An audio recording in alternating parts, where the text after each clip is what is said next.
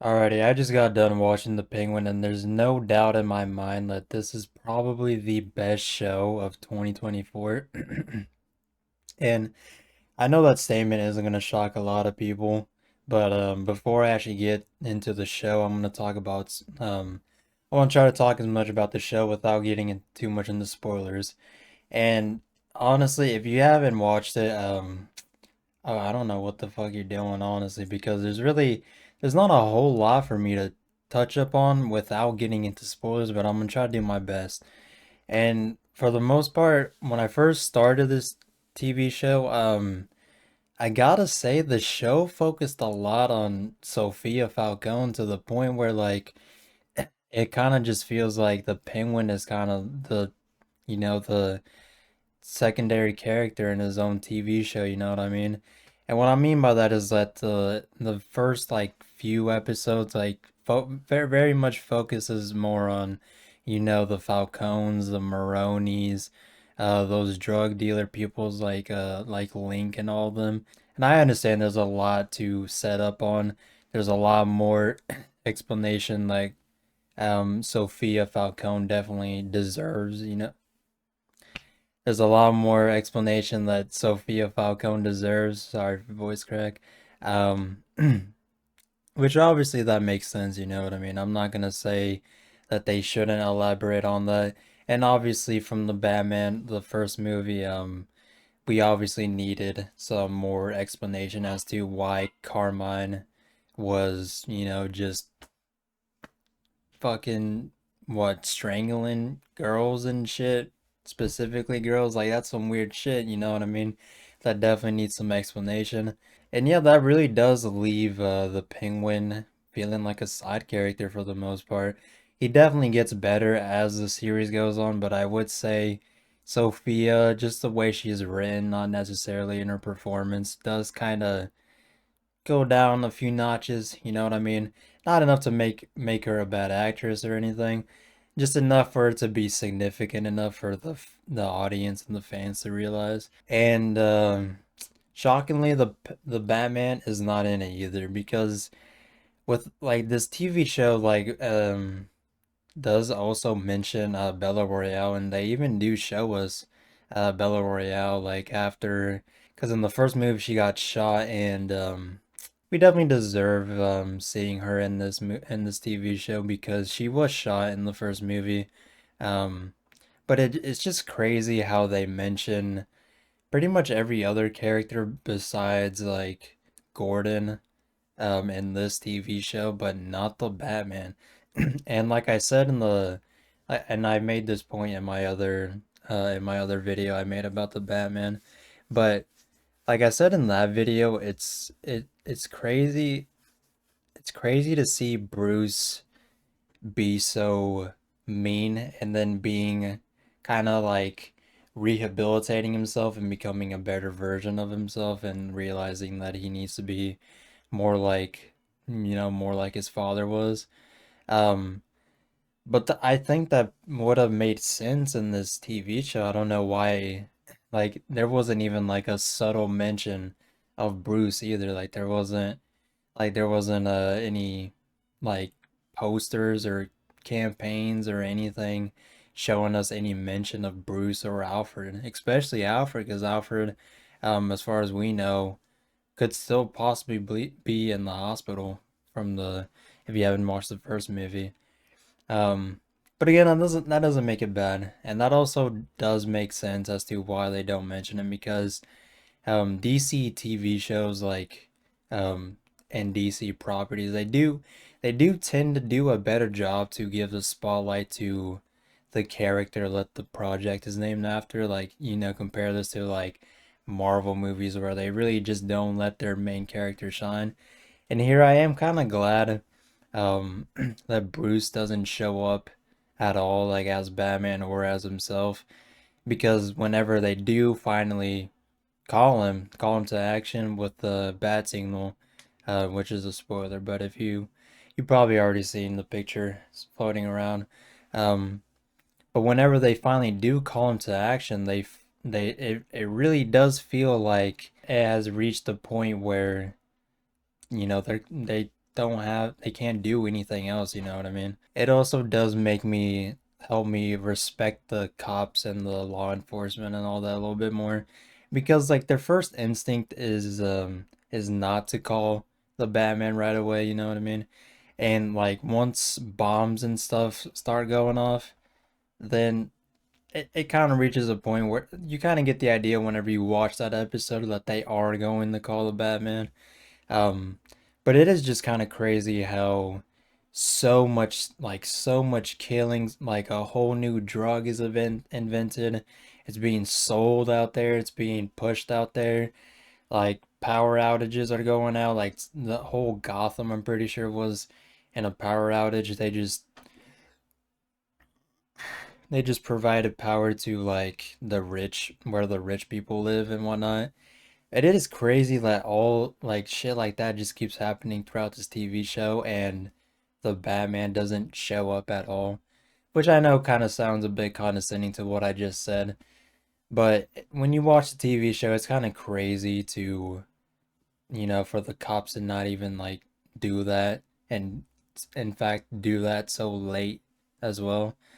Um, but that was your warning for spoilers and whatnot. But now I'm actually gonna get into what I meant about Sophia and the Falcones and the Maronis and whatnot.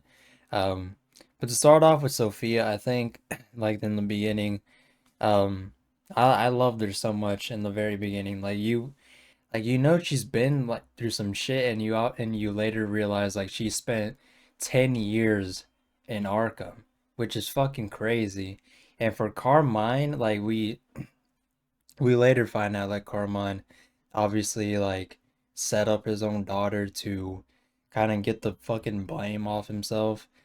Um, which that is just fucking crazy. I mean, it's just fucking crazy like that a fucking father would do that to his mother and to his daughter, you know what I mean? Um, but it also doesn't help whenever I see the Penguin just, you know, snitch on her for the lack of better words. Um, which that was something that definitely didn't sit well with me. I mean, I understand why he did it and all that. Um, but again, it's just fucking crazy. You'll realize too that the actor that plays Carmine Falcone is not the same one that we saw in the movie and whatnot.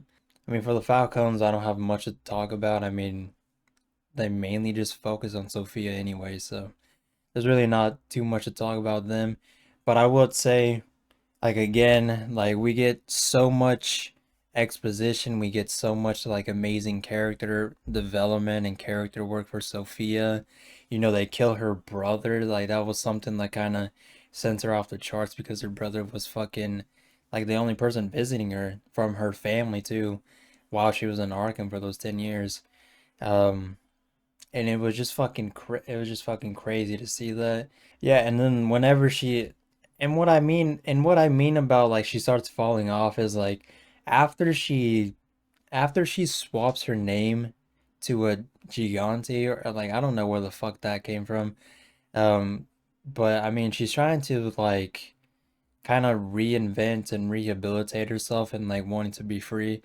And that's fine and everything, but whenever like after that point in the TV show, she kind of does start to fall off. Like her presence and her aura and everything of like being this character that really no one wants to mess with just kind of goes away because you kind of realize like all the other characters kind of can just kind of get away with fucking with her, you know what I mean? Um, but that was one thing I kind of didn't like about the TV show. And the other thing too is that I didn't like about the TV show was this new drug Bliss and whatnot. Because for the most part, we never really get a full explanation of what Bliss even does or what it is really. And not to, I mean, obviously like the name Bliss it's not that good of a name either. Like I understand like Oz just kind of says it out on a whim and whatnot. So that doesn't really bother me that much. And I mean, I'm obviously not going to criticize the fucking name of the drug, but I mean, we just never really got to see what it did. I mean, for the most part, it was just kind of like meth and shit that just grows on mushrooms. And that was kind of it too. I mean, really, the only explanation that we needed was just that it was like addictive and that it was making Oz money and this fucking kingpin and whatever. And it obviously did provide that. I'm not saying it has to give us like a full fucking mental synopsis of what it fucking does and whatnot.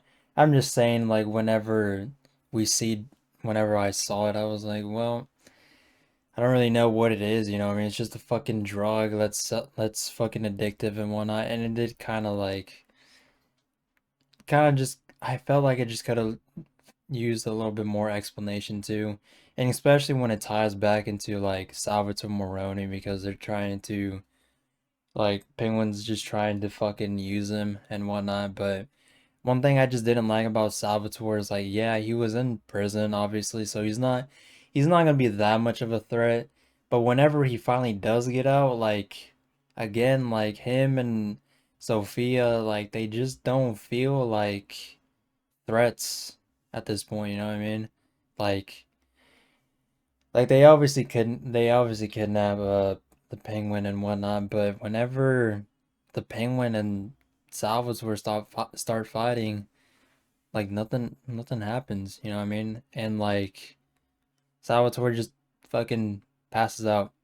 That's it. He just passes out and he fucking dies. And then Salvatore starts fucking shooting him, which just kind of felt, pretty lame. You know what I mean? Like I hate to be the fucking like the fucking bearer to everyone saying that this show was so good, and I don't get me wrong, it's fucking incredible, like it's amazing. It's definitely the best show of 2024 and definitely one of the best shows that DC has put out in fucking recent years. But whenever like shit like that happens, I mean, it just kind of like doesn't sit well with me, you know what I mean? Um and another thing too with the man, get the fuck out of here. Another thing with Victor that I love so much about Victor, I mean, obviously he's the heart of the fucking show, you know what I mean? Like everyone loves him. You can't really hate him. And whenever you do see him start killing people, you kind of realize like he killed that fucking that snake guy that hired him to fucking boost the tires to fucking the Penguin's car in the first show. Like obviously whenever he does shit like that, you kind of realize like um he has like I don't want to say he has good intentions for boosting tires, but he does have reasons as to why he was doing it. And whenever he does eventually kill the fucking dude that did him later on, I mean, you kind of understand where the kid's even coming from. Um, it is unfortunate to see a fucking good soul like turn like that, but I mean, like a lot of DC projects do fucking have that, so it's not that big of a deal. Um, And obviously, like everyone could kind of see it coming from a mile away that Victor was gonna die.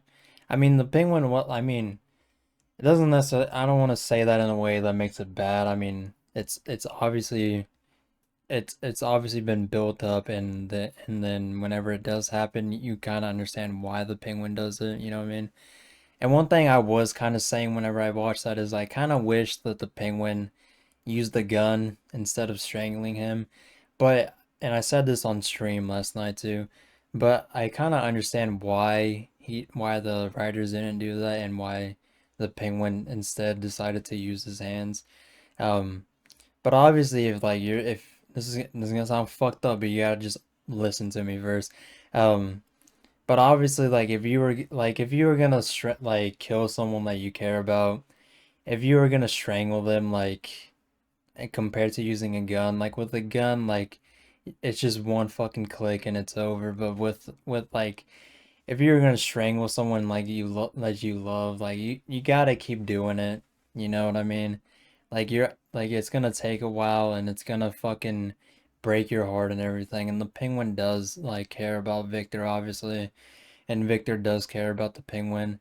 And you'll see that with like Rex. Like Rex fucking always says Rex said some shit about um Rex said some shit where if you want loyal men, you have to hire men that are looking for a father. Something among those lines, but whenever you hear things like that, you kind of realize like, okay, I think Penguin's gonna kill Victor, you know what I mean? Um, and it was unfortunate, but I mean, everyone could kind of see it coming. No one wanted it to happen either. Like, I mean, that's kind of how characters like that are. But it's just, it is unfortunate, but we could all kind of just see that coming from a mile away. Last thing I do want to talk about is the penguin and his mother. And the penguin is, he's not that like when I first heard about them making a TV show about the penguin, I was kind of surprised because we don't really get that much good representations of the penguin, like just the character in general. Because every time we see the penguin too, he always has that fucking follicle. He has that fucking umbrella gun, and he has that stupid British accent. Like I never really seen him in much shit where I was like, okay, this is a character that deserves their own fucking to be the main character of their own property and whatnot. Um, but when I mean, obviously my mind has changed now. But this obviously isn't your fucking traditional like penguin character that we get. But what I do love is that this TV show does explore, why like it does go into depth with the penguin's like disability and like facial features and whatnot because a lot of like what a lot of people tend to forget too is that the penguin is often regarded as a, or like Oswald Cobblepot, um, he's often regarded as a person that has a face that only a mother can love, and that's not just saying like, oh, he's just ugly, you know what I mean? But it all kind of ties back as to his huge relationship and just a special love that he has for his mother. Because one thing too that you have to realize in this TV show is really the only like the only other women in his life that hang out with him are people that he pays to have around, you know, like the strippers, like the I don't think her name was ever actually said, but it was that fucking doll chick because he keeps like in the first few episodes we saw her a lot, like he just keeps saying like, "Hey doll, come here." But um you can understand like his relationship with women isn't very good because again like that ties back to as to having a face that only a mother can love, and especially too like with Sophia and like all those other women, like they really only hang out with him because he's useful to them and that he's, you know, working with them, you know what I mean? Because again with Dahl, she's a stripper. And the thing about, I mean, you obviously know this, but the thing about strippers is that they're people that you gotta pay to fucking have to stay around you, you know what I mean? So obviously like this messed up, like obviously this inability to have like normal and healthy relationships with other women is just what strives it's just what makes this fucking relationship with his mother so special to him, you know what I mean? And you obviously see that in the fucking flashbacks whenever he does kill his brothers and whatnot. Another thing too, this is kind of a head ass take, but another thing too is like, yeah, he did kill them, but I mean, like you also gotta understand, like a little kid. I mean, this isn't advocating for him, but a little kid is not gonna be able to understand that if you close that fucking door, that you know it's gonna start flooding, and that no one, that the fucking those boys in there were gonna die. You know what I mean? Like, you gotta understand that from a kid's perspective. Like obviously he didn't fucking plan that out, you know what I mean? He was just chosen to be the first one for fucking tag and whatnot. But a kid's just not gonna understand that, you know, if you close that door then it's gonna start flooding. Like he's just not gonna understand that. That doesn't advocate for him killing his brothers either, but it does kinda make sense as to why they died, but it also doesn't necessarily mean that the penguin killed them on purpose either.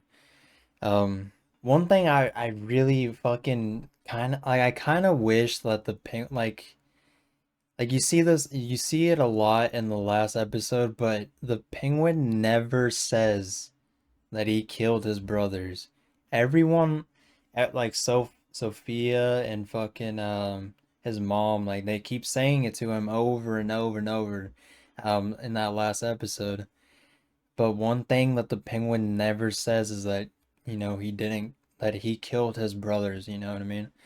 And that's just something that I just love about his character so much is like he never likes to admit that he's fucking evil either because he's always justifying his own shit for like in his own way.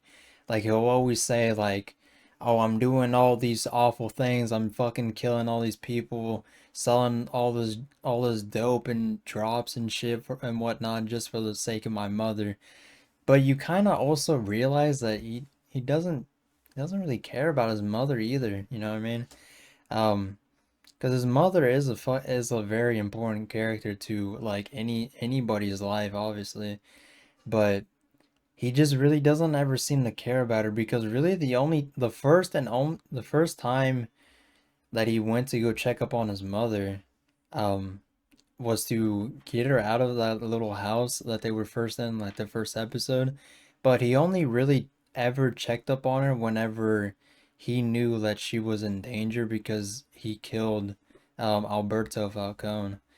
Um, which again just kind of shows that he just doesn't really care that much because anytime that he is visiting his mother, it's either because like he's staying low, like he's laying low, or it's either because he's just trying to get her out of like the situation that he got her in, you know what I mean? Um, and obviously like towards the end of the fucking show, like one thing that's just net like you kind of just realize it obviously, but he just becomes an irredeemable, fucking asshole at the very end because, he kills Victor, and like I already said, like everyone kind of see that. Everyone kind of saw that coming. Um, and then obviously at the very end of the fucking TV show, it ends with the fucking bat signal and everything. Uh, which was a really good conclusion. I'm not gonna lie, it was really good. It was a really good last episode. I had a feeling that they weren't gonna wrap it up and like they were gonna wrap it up in a to be continued. Which, to be fair, like that is kind of to be continued, but I do like that um every plot line, every subplot that was started kind of ended because one thing that the Penguin promised his mother like so long ago in those flashbacks was like I'm gonna get you a penthouse, I'm gonna get you a fucking a place where there's no one beside you, above you, below you and whatnot, like they were living in those apartments. um, and he does pull through he does pull through with that promise. But at the very end, we see the mother crying.